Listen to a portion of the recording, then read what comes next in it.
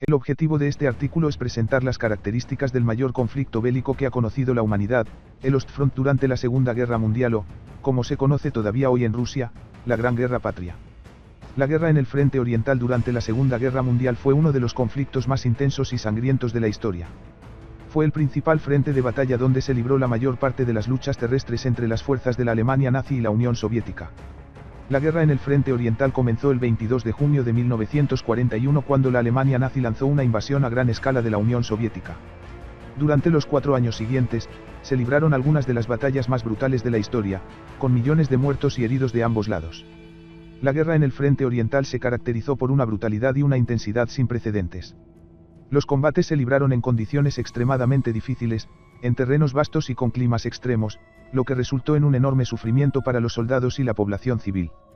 La Alemania nazi utilizó tácticas brutales y de total guerra, y se dedicó a la aniquilación sistemática de los judíos y otros grupos considerados indeseables en la llamada solución final. Las fuerzas soviéticas también lucharon con tenacidad, movilizando enormes recursos y realizando operaciones militares complejas. En total, se estima que murieron entre 22 y 25 millones de personas en el frente oriental, incluyendo soldados y civiles de ambos lados. La guerra en el frente oriental fue uno de los capítulos más oscuros y devastadores de la Segunda Guerra Mundial y dejó una huella profunda en la historia del siglo XX. El impacto de la guerra en la sociedad soviética fue brutal, lo cual se percibe todavía a día de hoy en el imaginario popular, en el callejero y en los múltiples monumentos y memoriales en pos del recuerdo. Nikto ne zabait, nikto ne zabaito, no se olvida a nadie, no se olvida nada. La guerra germano-soviética tuvo unas características propias, tales como el número de tropas y medios utilizados así como unas cotas de violencia inusitadas que lo convirtieron en el frente decisivo y en el más duro de toda la guerra. Trataremos de explicar algunos de sus rasgos característicos a continuación. La guerra total. Como ya anticipó Clausewitz, algo más de un siglo antes del estallido de este conflicto, la causa política que motiva una guerra tiene una influencia capital sobre cómo ésta es llevada a cabo. En este sentido cabría esperar que la guerra en el este, entre dos regímenes que, además de totalitarios, eran antagónicos, fuese una guerra de total aniquilación. Pese a que no se puede equiparar el concepto de guerra absoluta de Clausewitz al actual concepto de guerra total, sí que resulta interesante comprobar cómo la frase más célebre de este teórico militar, la guerra es la continuación de la política por otros medios, encaja a la perfección en el esquema de la política nacionalsocialista. Hitler pretendía obtener sus objetivos políticos mediante un gran triunfo militar contra la Unión Soviética, tanto para obtener sus recursos y tierras, como para subyugar a la mayor parte de su población. Clausewitz hacía un paralelismo entre la política y la guerra. Si la primera era grande y poderosa, la segunda adquiriría un carácter absoluto. La guerra entre estas dos potencias no fue una guerra de conquista al uso. Fue, ante todo, una guerra de supervivencia entre dos sistemas totalitarios. Son de sobra conocidos los crímenes y políticas de ambos regímenes, ahora queda aplicar estos a una guerra total, de exterminio, de derrota incondicional, donde no había lugar para una paz pactada.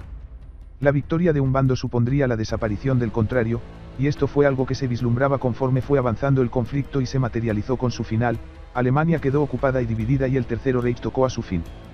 Durante el desarrollo del conflicto, los planes alemanes también anunciaban qué ocurriría si la Unión Soviética era derrotada: el llamado socialismo real desaparecería, del mismo modo que lo harían los colectivos humanos catalogados como inferiores según los patrones raciales nacionalsocialistas, Untermenschen, es decir, seres infrahumanos. Política e ideología para una guerra total. Desde la llegada al poder de Hitler en 1933, y de forma paralela al rearme alemán, se puso en marcha un mecanismo de formación ideológica que consistió en imbuir a los millones de soldados alemanes un sentimiento de odio y racismo y en caracterizar a su futuro enemigo de una forma muy maniquea. Los jerarcas nazis eran conscientes de que sin estas campañas de deshumanización, de odio y de menosprecio por el que sería su enemigo, difícilmente lograrían que sus soldados cometiesen las masacres que tuvieron lugar en la guerra.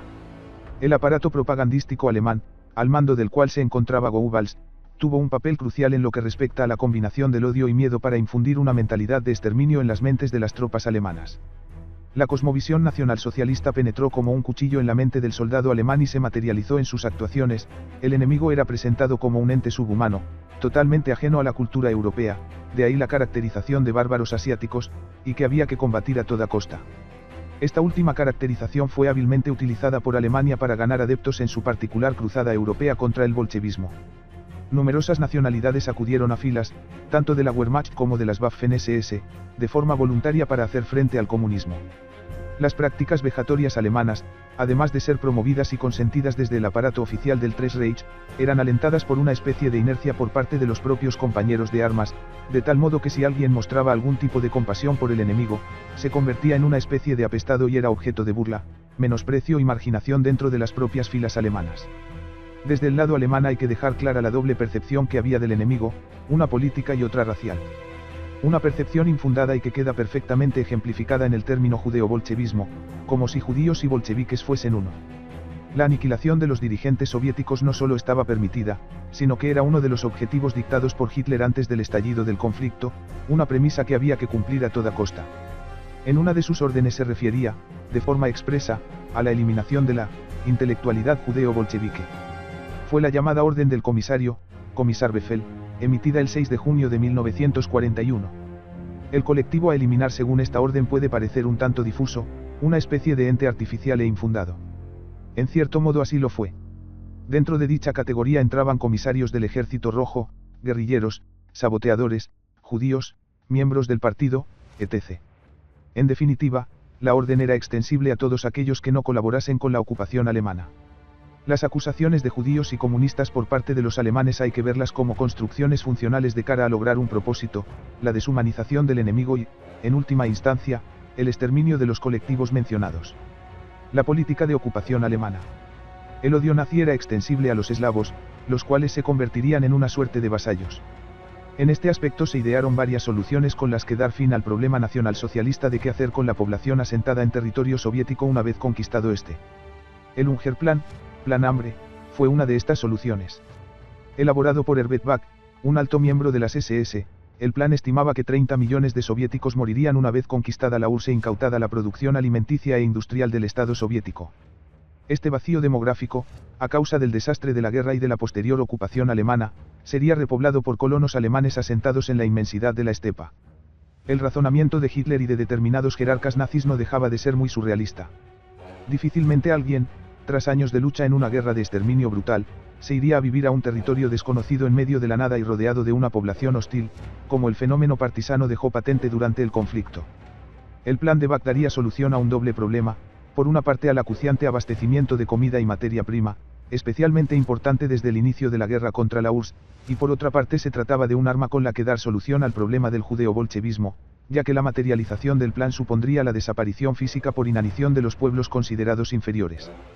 La política nacionalsocialista dio carta blanca a sus soldados para vivir sobre el terreno a costa de la población civil. Esta permisividad se tradujo en pillajes y abusos de toda clase, y que además gozaban de total impunidad, contra la población civil si ésta no colaboraba. La permisividad de la que gozaba el soldado alemán en el frente del este no tiene parangón si nos fijamos en el comportamiento y obligaciones que los alemanes estaban obligados a cumplir, por ejemplo, en la Francia ocupada. La lucha exige una acción implacable, exterminación total de cualquier resistencia activa o pasiva. Al leer este extracto de las directrices para la conducta de las fuerzas combatientes en Rusia uno entiende que los alemanes se tomasen como unas vacaciones sus destinos en Francia o Noruega. Junto al plan mencionado, sería de capital importancia la actuación de una serie de cuerpos paramilitares creados ad hoc a petición de Himmler, los llamados Einsatzgruppen. Estos cuerpos acompañarían a la Wehrmacht desde la retaguardia y se encargarían de lidiar con los judíos y miembros del Partido Comunista que encontrasen. La categorización o acusaciones de judío o comunista podían ser extensibles a cualquier colectivo. No dejaba de ser una forma maniquea y un mecanismo de deshumanización con el que llevar adelante el objetivo de la política nacionalsocialista y de dar carta blanca al asesinato. Las acciones de estos grupos, pues, si a comienzos de la guerra eran selectivas, solo judíos y comunistas, con el avance de la guerra el asesinato se universalizó hasta incluir a gitanos, disminuidos físicos y mentales, etc. Los altos mandos de la Wehrmacht dieron el visto bueno al plan de Back, por extensión, a la conquista de la Unión Soviética hasta la última consecuencia.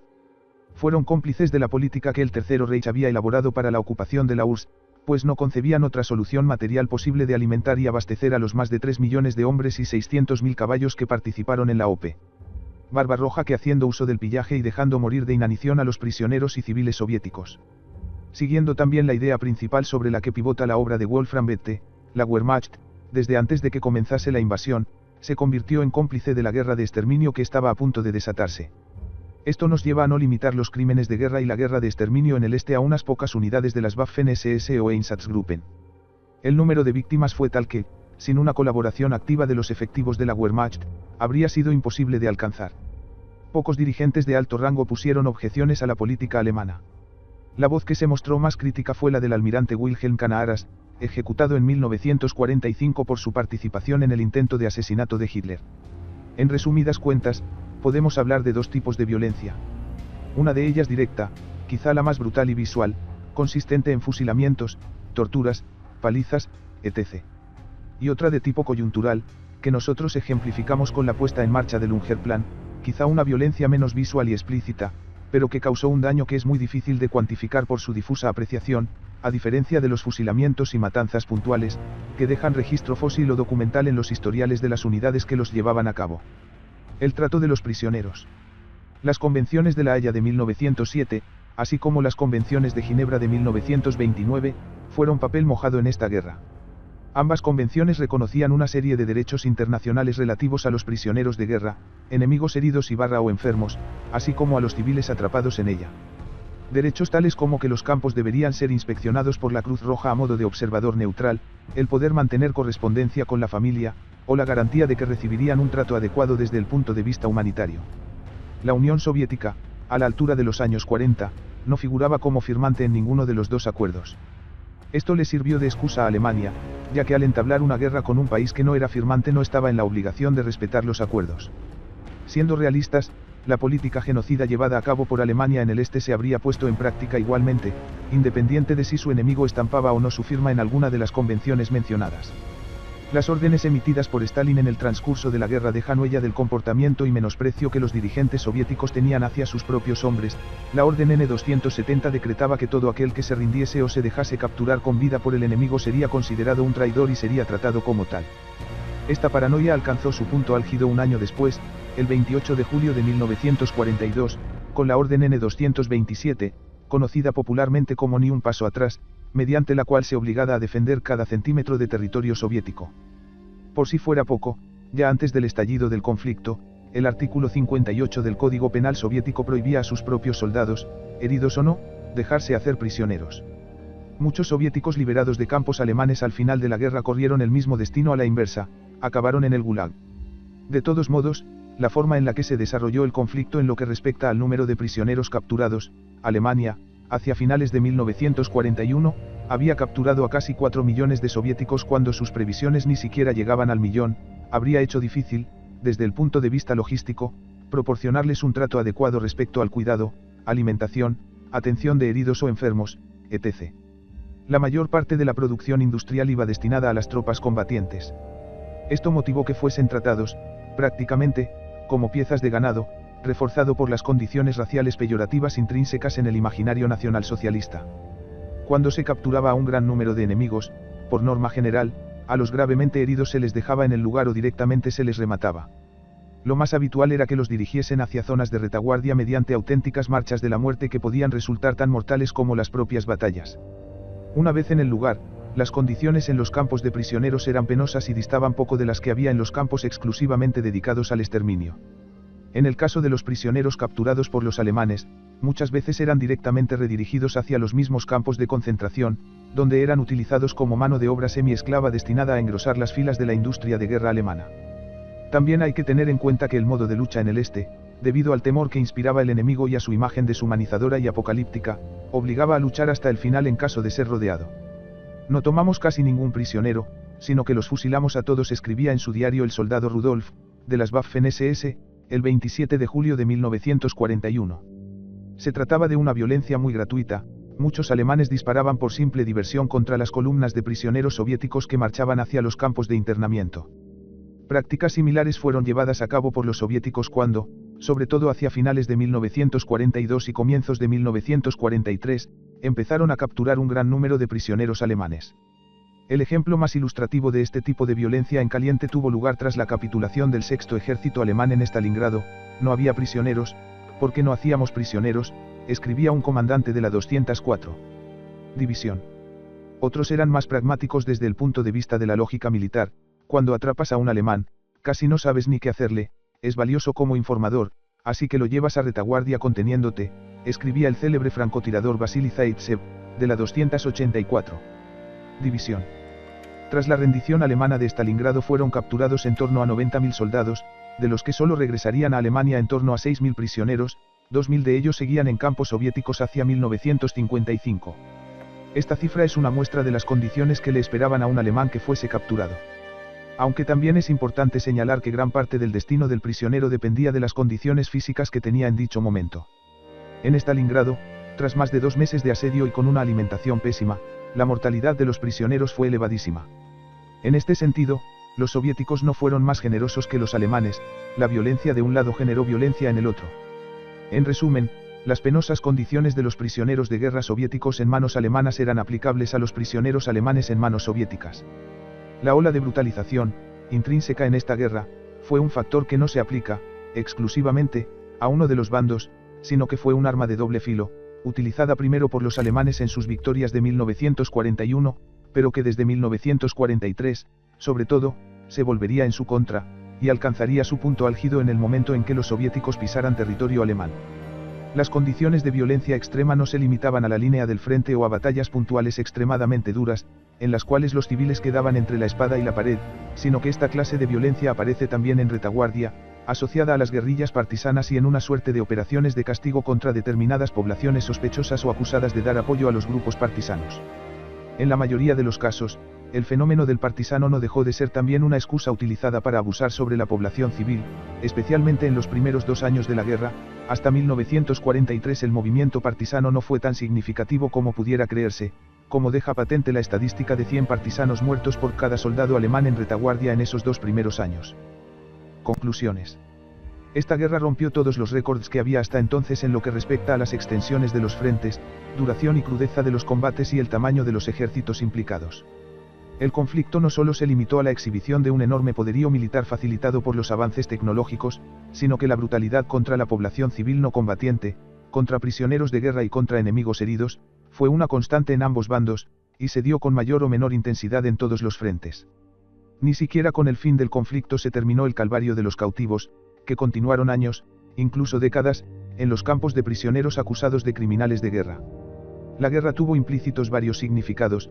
Desde una óptica más pragmática nos podemos referir a ella como una lucha geopolítica y de reordenación territorial entre las 2 grandes potencias hegemónicas de la época.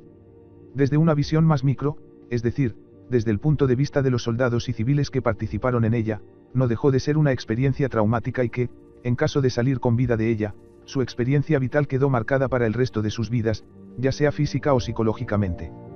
La guerra también tuvo un carácter transnacional, a pesar de la simplificación de guerra entre Alemania y la URSS.